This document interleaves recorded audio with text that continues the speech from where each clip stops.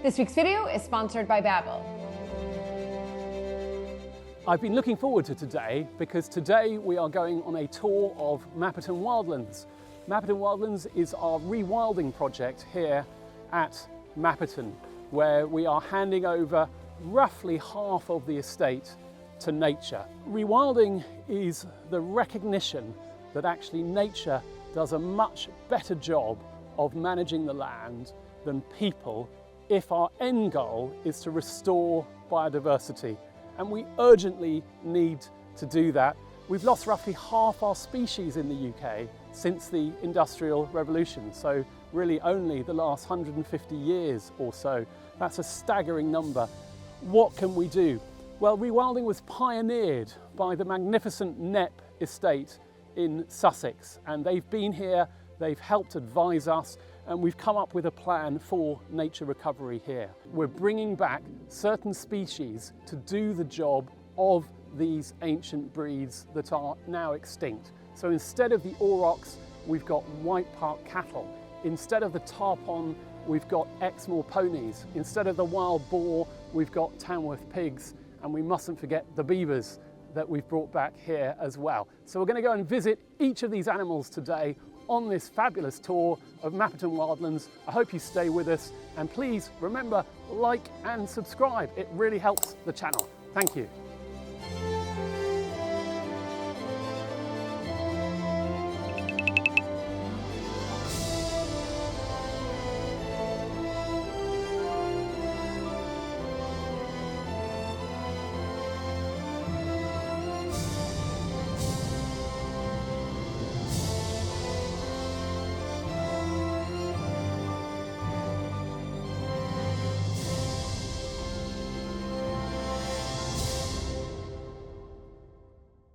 Hiya, Ben. Hey, Luke.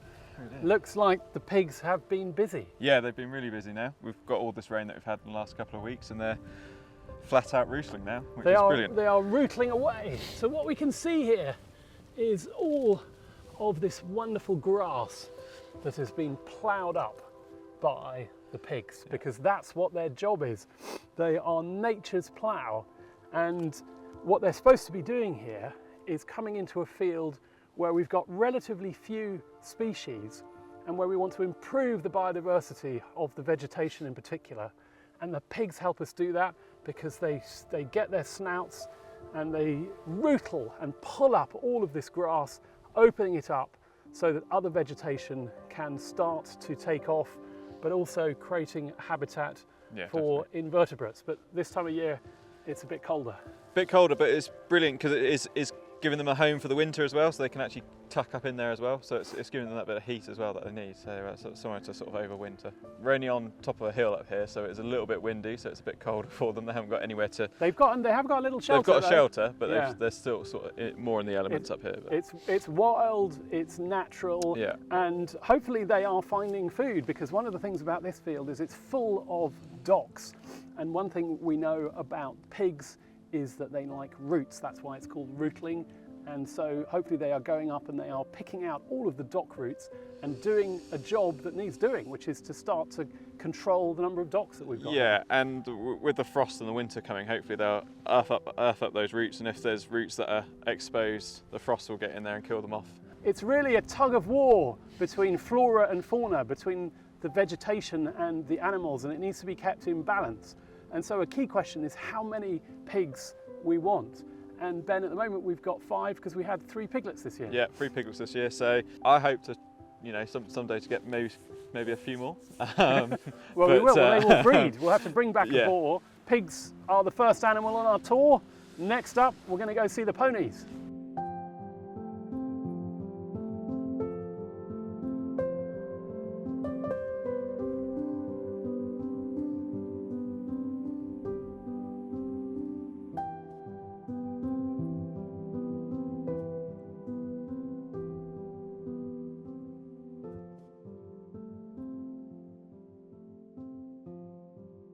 Vorrei realizzarmi nella vita. Ho delle ambizioni. Vorrei realizzarmi nella vita. Ho delle ambizioni.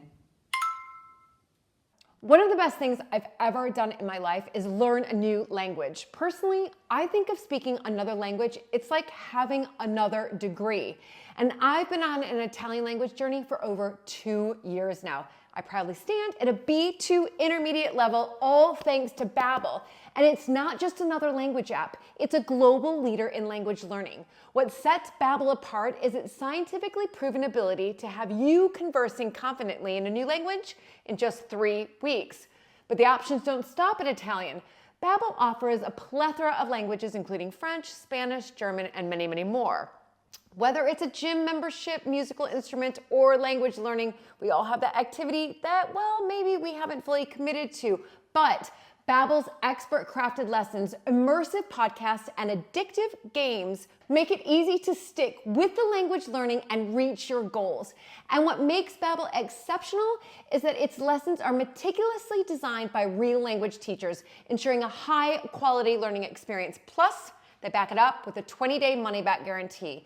Babbel doesn't just teach you words, it equips you with real-world conversations. You'll be prepared to engage in practical discussions about travel, business, relationships, and even making a reservation for dinner. Avete un tavolo per 6 persone disponibile per cena questa sera alle 8? If you're ready to embark on this incredible language learning journey, Babbel offers various subscription options, including a lifetime subscription. So don't miss out on this opportunity. Babbel is not just one of the top language learning apps globally, it's your passport to a world of possibilities. Click the link in the description or scan the QR code to enjoy an exclusive 60% off your subscription during Babbel's Black Friday sale and start learning a new language today with Babbel.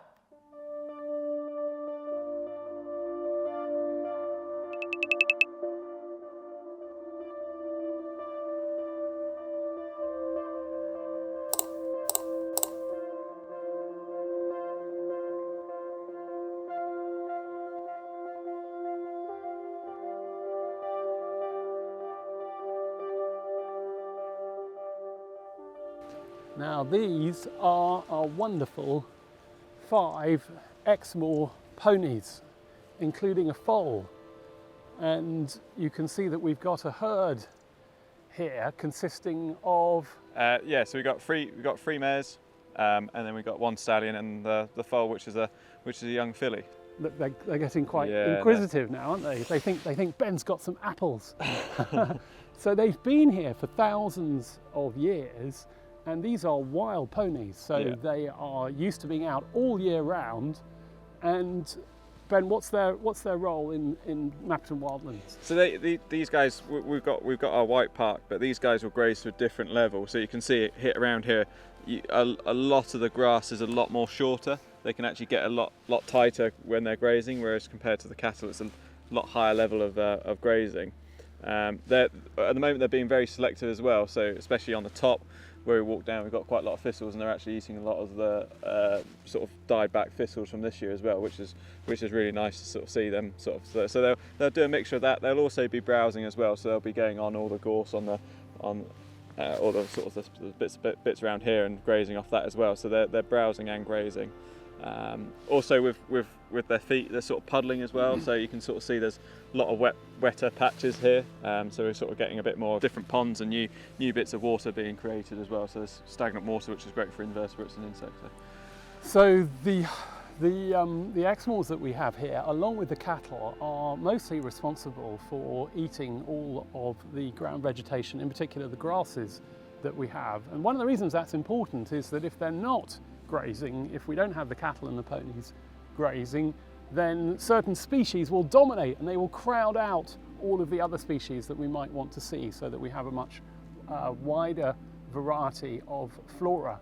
But their dung is also important, isn't it? Yes. Yeah. So these guys, we've had them over here for a while. We'll be moving them over to a fresher patch just as the worm count sort of building up in the dung. So I'll be moving over to a bit more of a fresher patch. But yeah, that's that you can see a lot of that around at the moment, and that'll definitely break down, help the soil structure as well, which is really positive. Yeah, and of course the dung beetles, which will be burrowing their way into both the dung of these Exmoors, but also in particular the dung of the white park, which is where we're off to next.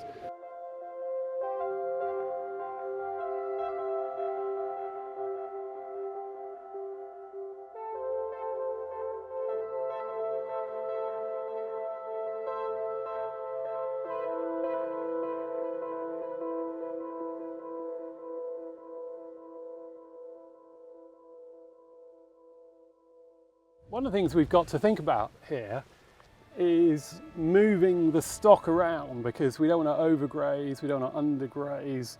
How do you manage that, Ben? Yeah, just knowing exactly how long they've been in here for. Yeah. So the Exmoors have been in here since they've arrived, sort of May time, and then the White Park have been in here for 3 weeks just after the TB test. So what we'll probably do is we'll probably wrangle up all the White Park, shove them over to sort of behind us. We'll let them graze off those fields. We'll let them get it a little bit shorter. We'll probably then move them off again, and then that sort of got all the really long grass grazed off, but then we can then put the horses on afterwards just to get that a little bit shorter. We just don't want the horses... It's like with your lawnmower, you've got different settings, haven't you? It's how low you want to go. Yeah. Cattle first, gets off the higher level stuff, bringing the horses, Yeah. it munches it down to the ground. Can you tell the difference between a piece of grass that's been chomped by a horse versus a cow? Yeah, like only slightly, but you can sort of see where it's being ripped. That's more cattle, because they're wrapping their tongue around and just ripping and tearing. Where horses have got that sort of top set of teeth as well, so they can sort of bite down, so they'll get it even shorter. Doesn't look that tasty to me, so I'm No. going to put it back.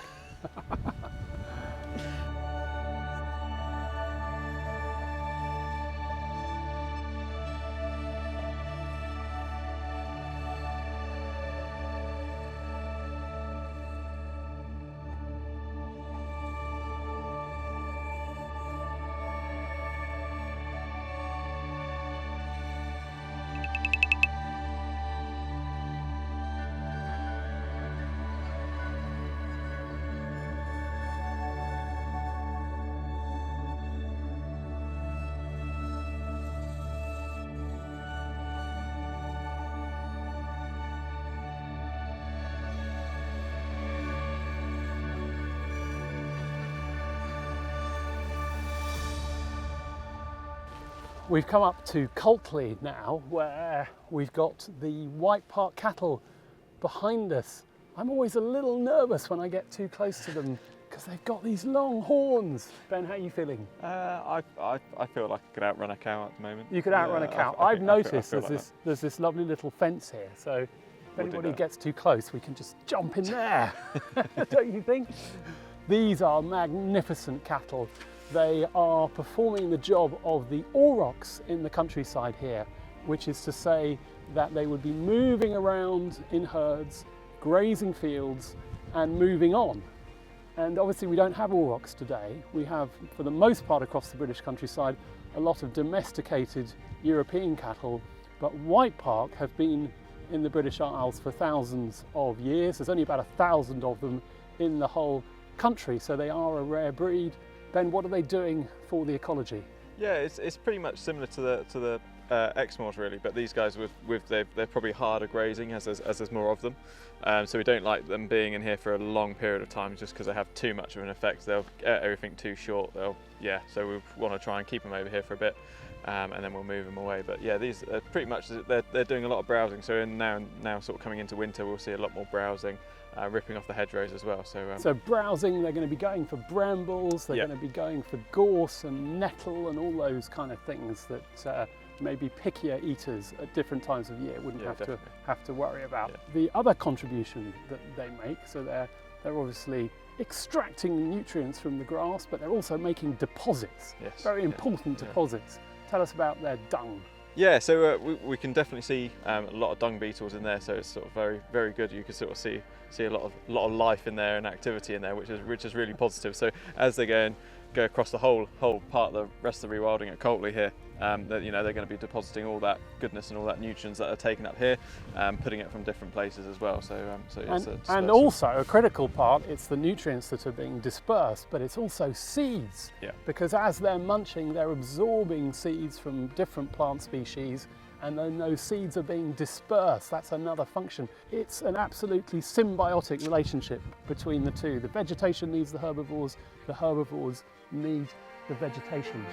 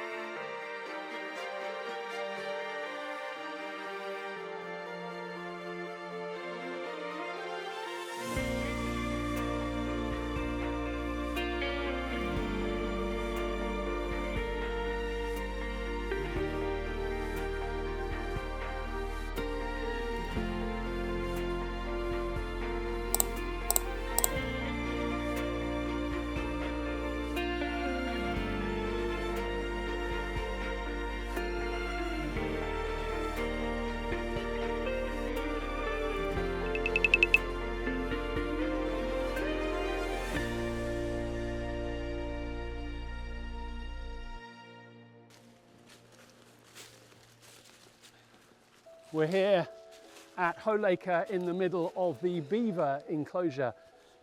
It's the last animal on our tour today because unless some deer come out, we probably won't see them. No. But this is where the beavers, Woody and Twiggy, world famous they are, Yeah.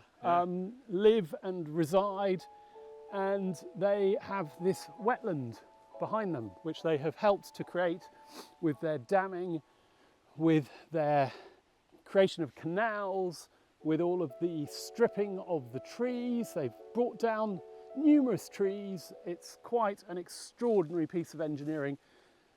Ben, that is what beavers are here to do. They're called ecosystem engineers. Why is that? They've got a method in their head that they know exactly what they're doing. They've got a purpose for everything. The amount of material and everything that they shift is unbelievable. So it's one of those nice things when you do see them moving and doing all this work. It's quite incredible to see just that's animal is doing it and creating it for benefiting everything. It's not just one thing. It's they benefit everything. Because they're creating a pond, they're creating a wetland. That's providing habitat for invertebrates, that's providing habitat for fish, and then of course you've got the birds that come and feast on all of those. So here we have a fenced perimeter that runs the whole way round. At each end we've got grills on the stream, so in theory the beavers can't escape, but they do, don't they, Ben? They do if they really want to.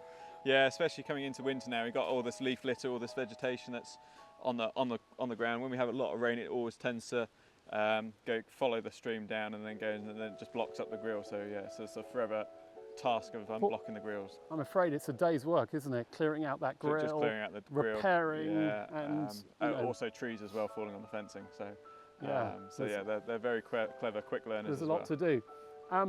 Look at this tree here. I mean, it's an astonishingly tall poplar, is it? Yeah. And it's probably 30 meters high, something like that. I'd say so, yeah, just on the look, yeah. And look what they've done.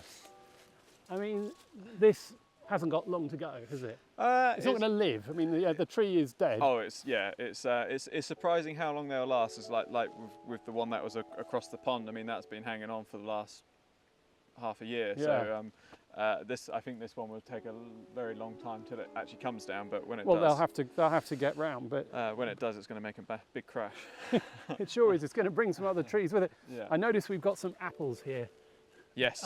Ben, these are beaver treats, aren't they? Yeah, it's just nice that you can chuck them around, and it's just a little bit reassuring that you know that they're out and about, and you're still seeing them on the camera, which is another way that we have to check them as well. So we can't visually check them like we can with all the other animals, and we have to do all the checking with sort of by night and with the trail cameras as well, just to see what. And you've now got a new thermal imaging camera. Yes. Yeah. How's that going? It's very handy. It's very detailed. You can see a lot of their activities.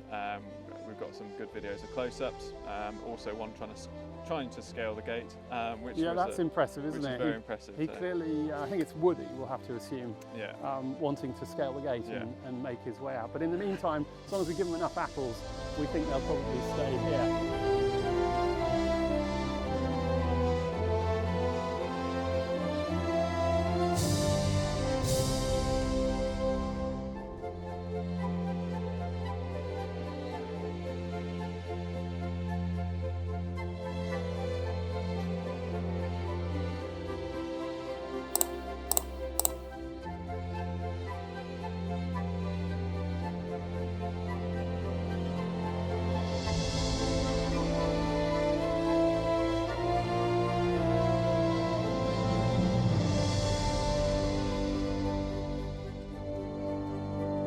And be sure to check out the link in our description to get 60% off your Babbel subscription because it's their Black Friday sale.